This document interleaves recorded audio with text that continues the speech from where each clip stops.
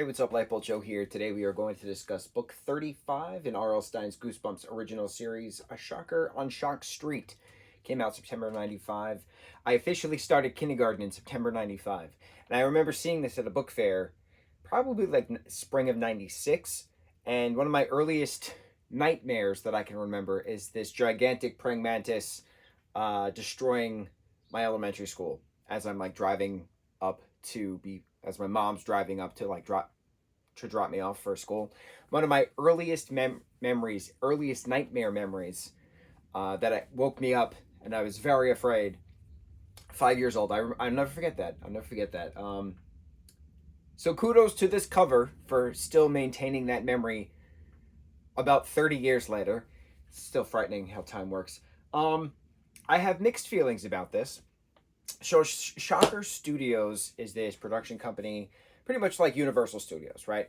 And so they have like gigantic sets all over their lot, and this main guy, he is the head engineer, but also like the guy in charge, right? So he's creating a studio tour for this new amusement park for Shocker Studios, and he wants his daughter Erin and her friend Marty to like be the first kids to test it out, right? To test out the tram ride, tell him, what works, what doesn't work, is it scary, because Shocker Studios makes a lot of like horror films, right? This gigantic praying mantis happens to be one of them, like on the cover of the book.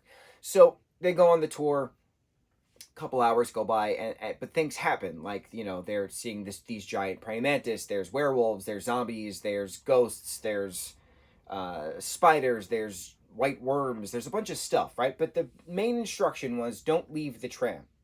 And the kids leave the tram, and all hell breaks loose. So you can't really have an emotional, attachment to these characters when they're doing what they were told not to do. And you're like, okay, well, you were told not to leave the tram, and like, I don't feel bad that you're experiencing this fear because you did this to yourself. If you didn't leave the tram, you wouldn't get sucked into a mud pit. If you didn't leave the tram, you wouldn't be attacked by these zombies in the graveyard that the tram is just passing through, rather than you falling into a grave and then being dragged down.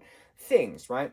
So as the story then progresses, and then it's later revealed that Erin and Marty are actually robot kids. They're automatons sent out to do the test runs prior to kids actually being on the lot, being on the ride. And so everything was all automatic, everything was all automatons, everything was all robotics, and very a la to Disney, right? Disney makes animatronic everything, right? That looks very realistic. And so it's interesting because it was a neat little twist at the end. The kids weren't actually kids, the kids were actually robots. But then the question now remains, going to Go Eat Worms, when there was that giant worm that appeared, and there was that giant butterfly that appeared. And so now, are those insects from that book actually gigantic insects? Or, I don't think a worm's an insect, whatever a worm is. For the sake of this argument, we'll just say insect. Are those insects actually insects, or are those insects gigantic automatons that were made by this guy who runs Shocker Studios, a la the gigantic praying mantis? I don't know. Could go either way. We could have giant and animatronic insects in both stories, A Shocker on Shock Street and Go Eat Worms.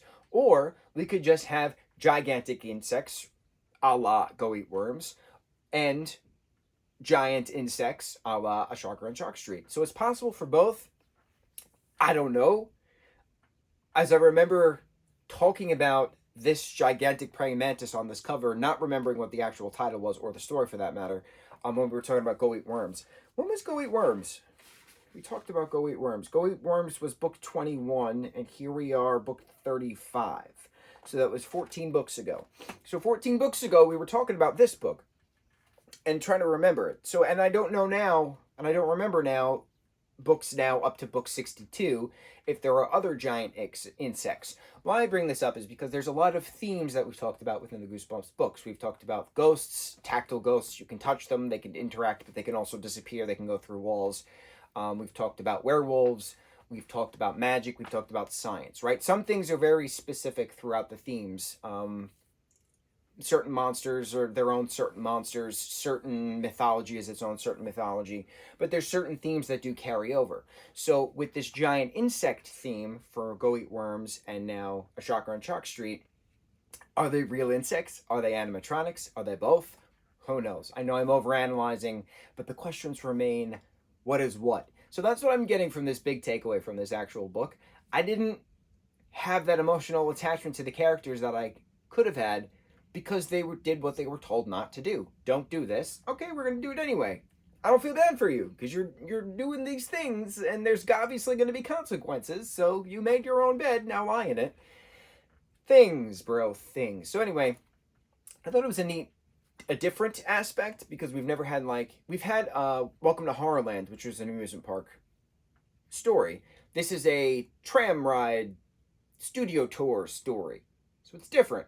It's still amusement parky, but not a full amusement park. It was a roller coaster scene at one point where the tram turns into a roller coaster car. Pretty cool. But it's different. It's different. I liked it. Didn't love it. On to the next review. Mucho mahalo.